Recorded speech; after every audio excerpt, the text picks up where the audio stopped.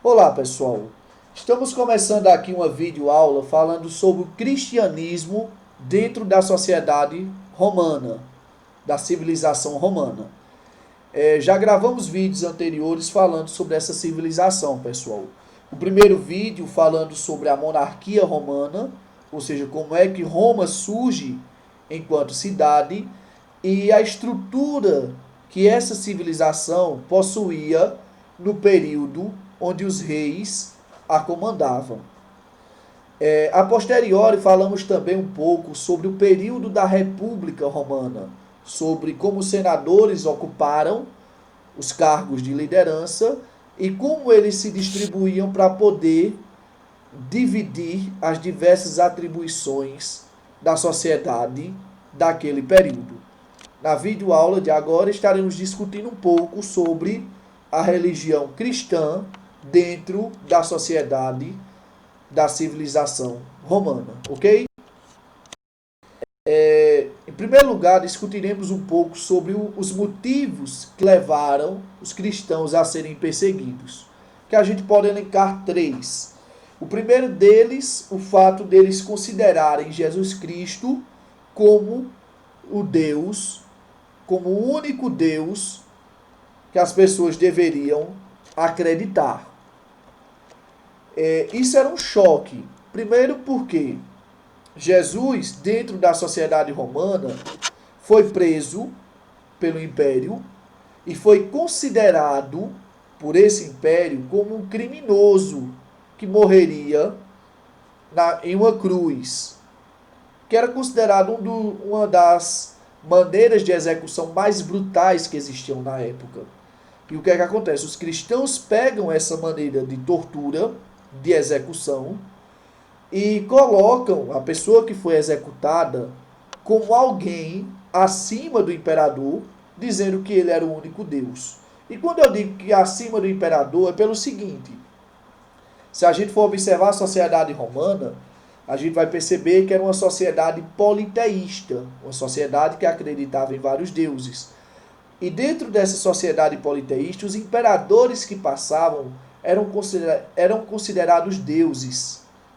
Exemplo disso a gente vê, por exemplo, em Rômulo, que é o fundador da civilização romana, que era considerado um deus pelos romanos, e também discursos de imperadores tais como Calígula.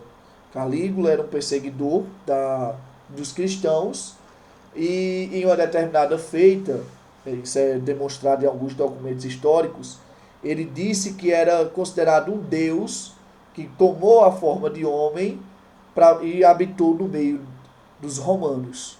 Então a gente vai ver os imperadores se considerando deuses e agora o cristianismo chegando para esses imperadores e dizendo que eles não passavam de homens comuns, porque o único Deus encarnado, a única pessoa que de fato era Deus, era Jesus Cristo.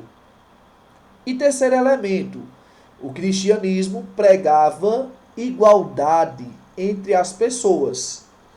A gente vai ver que a sociedade romana ela era dividida em grupos bastante coordenados.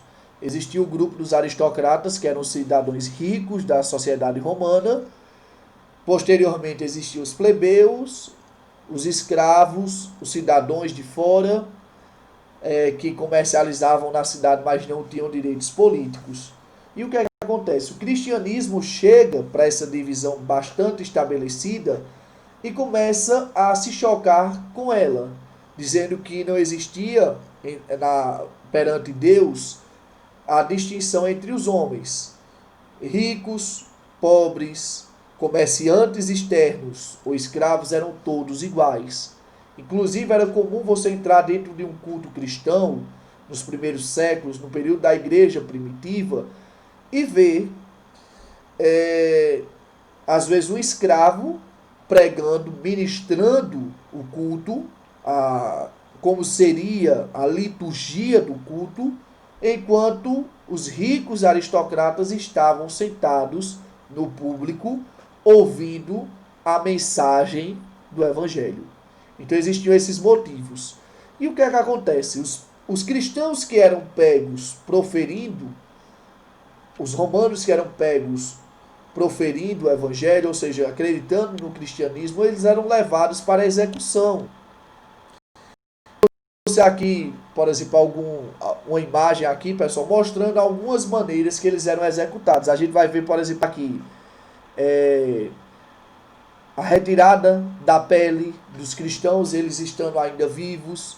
A gente vai ver, por exemplo, eles serem entregues para serem mortos por leões,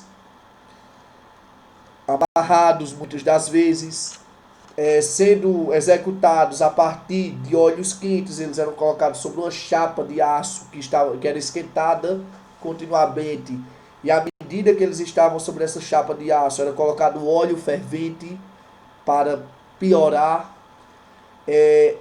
ao fio de espada, às vezes amarrado pelas pernas e braços para que seus membros fossem dilacerados.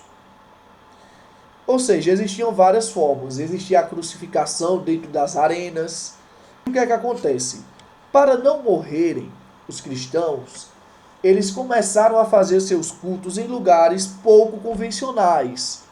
Um dos locais que chama a atenção, por exemplo, da resistência, para que essa religião permanecesse viva, era justamente a área das catatumbas romanas. Era o local do cemitério, onde se colocavam os mortos. Geralmente era o local onde os cristãos iam se reunir nas madrugadas e noites afora para poderem professar a sua crença no cristianismo. Ou seja, um local onde existia morte era o mesmo local onde as pessoas proferiam a vida. Ok? É estranho, pessoal, falarmos sobre isso no seguinte sentido. Há pessoas que possuem aversão aos cemitérios. E seria interessante observar o seguinte. Se fosse hoje, seria extremamente estranho. Por exemplo, um padre, um pastor, chegar para os fiéis cristãos e dizer: olha, hoje a missa, ou então o culto, vai ser lá no cemitério. Com certeza muitos de vocês olhariam para esse padre ou esse pastor e diriam que ele estava louco. Mas o cristianismo, ele consegue se sustentar enquanto religião justamente no fato das pessoas se reunirem no cemitério para professarem a sua crença em Jesus Cristo, ok? Só que aí, pessoal, essa dinâmica de perseguição, de execução dos cristãos, ela passa a mudar a partir das revoltas bárbaras. A gente vai ver que os bárbaros que eram explorados pelo Império Romano, eles começam agora a revidar a questão das atrocidades que haviam sofrido, a escravidão, a morte, uma série de dramas que o Império Romano havia induzido a eles, agora passa a se voltar contra o Império Romano em forma de revoltas. E o que é que acontece? Essas revoltas bárbaras, que não ocorrerão de um dia para outro, na verdade durarão cerca de 4 a 5 séculos, eles vão cada vez desestabilizar o Império, até o ponto de, quando chega o Império de Constantino, o momento de Constantino se tornar imperador, Constantino olhar para o cristianismo não como o inimigo, assim como os outros imperadores faziam, mas como uma oportunidade de apaziguar os conflitos internos do império. Ele começa a observar que o cristianismo tinha discursos que poderiam apaziguar os ânimos daquela sociedade, tais como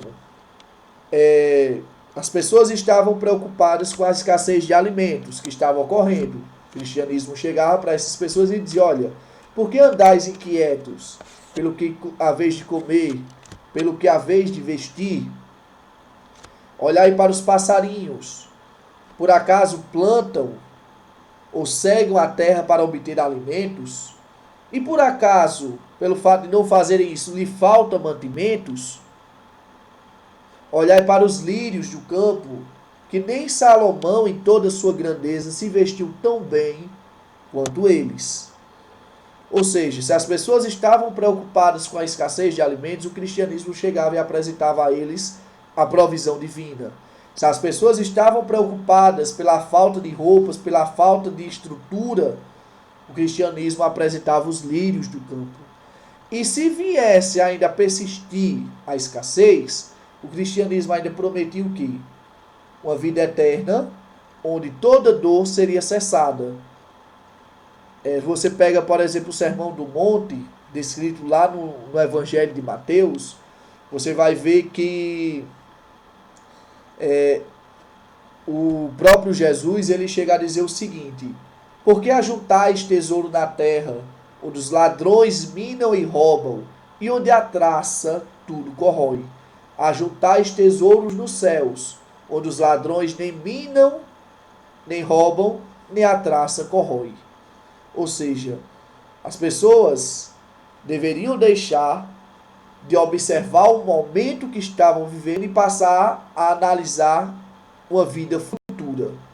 Elas poderiam sofrer em vida, mas teriam uma recompensa futura a partir do momento que encontrassem o Deus cristão e a partir do momento que pudessem agora pisar em ruas de ouro e cristal e ter suas lágrimas enxugadas pelo próprio Deus. Então, o cristianismo não era visto como inimigo. Na verdade, ele apresentava soluções para apaziguar o momento vivido pelo Império Romano. Ok? E assim, pessoal, muitos atribuem a Constantino o fato, vamos dizer, do cristianismo ele perder a essência dos primeiros séculos. Se a gente for observar, é a partir do Império de Constantino que a gente vai ver, por exemplo, popularizar-se o uso de esculturas dentro das igrejas romanas, das igrejas cristãs. A gente vai ver, por exemplo, datas pagãs se tornarem datas cristãs também. Se você for pegar, por exemplo, o dia 25 de dezembro, você vai perceber que até o ano 390 depois de Cristo era um dia de adoração ao deus pagão Sol e também à deusa Diana, que era a mãe dos deuses pagãos.